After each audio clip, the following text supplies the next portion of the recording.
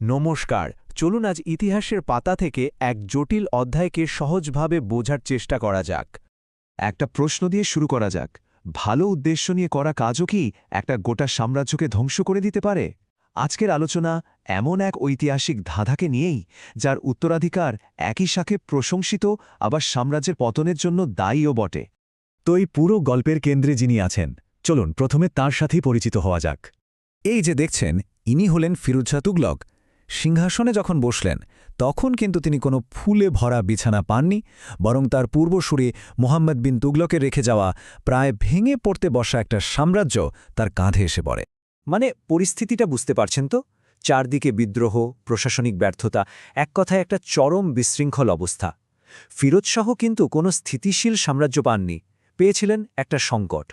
কিন্তু মজার ব্যাপার হল, শুরুতে কিন্তু মনে হচ্ছিল যে ফিরোজ শাহী হলেন এই সব সমস্যার আসল সমাধান। আর তিনি কাজেও নেমে পড়লেন, এমন এক বিশাল নির্মাণযোগ্য আর জনকল্যাণমূলক কাজে ঢেউ নিয়ে এলেন, যা পুরো সালতানাতের চেহারাটাই যেন পাল্টে দিতে শুরু করল। কি করেছিলেন তিনি? ভাবা যায়, নতুন নতুন শহর, যেমন ধরুন ফিরোজাবাদ বা জৌনপুর, সেচের জন্য খাল কাটা, হাসপাতাল তৈরি, যেমন দার উল সাফা। আর শুধু তাই না, মসজিদ, স্মৃতিস্তম্ভ থেকে শুরু করে গরিবদের জন্য একটা দাতব্য বিভাগ বা দিওয়ানি খায়রাত পর্যন্ত খুলেছিলেন তিনি। মানে তার ভাবনার ব্যাপ্তিটা ছিল বিশাল। এই সংখ্যাটা দেখুন একবার, 1200। বলা হয় শুধু দিল্লির আশপাশেই তিনি নাকি 1200 নতুন বাগান তৈরি করিয়েছিলেন। ভাবা যায়? কিন্তু সব ভালো জিনিসের মধ্যেই তো একটা কিন্তু থাকে, তাই না? এই যে এত সমৃদ্ধি, এত ধার্মিকতার আড়ালে সাম্রাজ্যের গোড়াতেই কিন্তু ফাটল ধরতে শুরু করেছিল। ফিরোজ শাহের শাসনকালটা ছিল আসলে একটা বিরাট বিরোধাভাস বা প্যারাডক্স। একদিকে দেখুন, তিনি 24টা অন্যায় কর তুলে দিচ্ছেন, কৃষি আর সেচের উন্নতি করছেন, হাসপাতাল চালাচ্ছেন। অন্যদিকে সেই তিনি আবার জায়গির প্রথা ফিরিয়ে আনছেন, যেটা আদতে সুলতানের ক্ষমতা কমিয়ে দিচ্ছিল। সামরিক পদগুলোকে করে দিচ্ছেন বংশানুক্রমিক, যা যোগ্যতার বদলে জন্ম পরিচয়কে বড় করে তুলছিল। আবার অমুসলিমদের ওপর জিজিয়া কর বসিয়ে একটা বড় অংশের মানুষকে দূরেও ঠেলে দিচ্ছিলেন। আর এই খরচের তালিকাটা এখানেই শেষ নয়। তার ব্যক্তিগত দাসের সংখ্যা ছিল 1,80,000।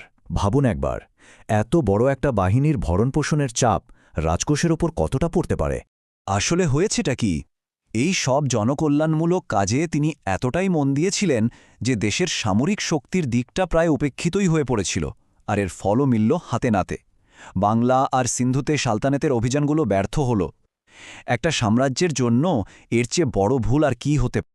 ভেতর থেকে যখন কোনো সাম্রাজ্যের দুর্বল হয়ে পড়ে, বাইরের শত্রুদের নজর তো সেদিকে পড়বেই, তাই না? ঠিক তাই ঘটছিল। দিগন্তে এক ভয়ঙ্কর ঝড় ঘনিয়ে আসছিল। ঘটনা প্রবাহটা দেখুন। 1388তে ফিরোজ শাহ মারা গেলেন, আর সাথে সাথেই একটা ক্ষমতার শূন্যতা তৈরি হল। পরের 10টা বছর চলল দুর্বল শাসকদের অধীনে একের পর এক গোলযোগ। আর ঠিক এই সুযোগটাই নিলেন তৈমুর।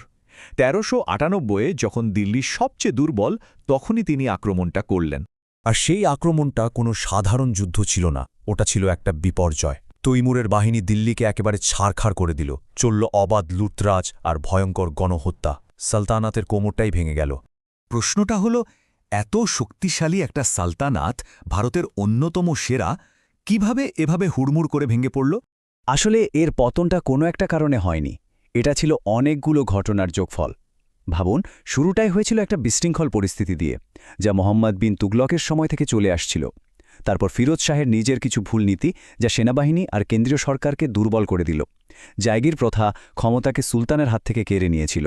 তারপর এলেন দুর্বল উত্তরাধিকারীরা, যারা কিছু সামলাতে পারলেন না। আর সবশেষে তৈমুরের আক্রমণটা ছিল কফিনের শেষ পেরেকের মতো।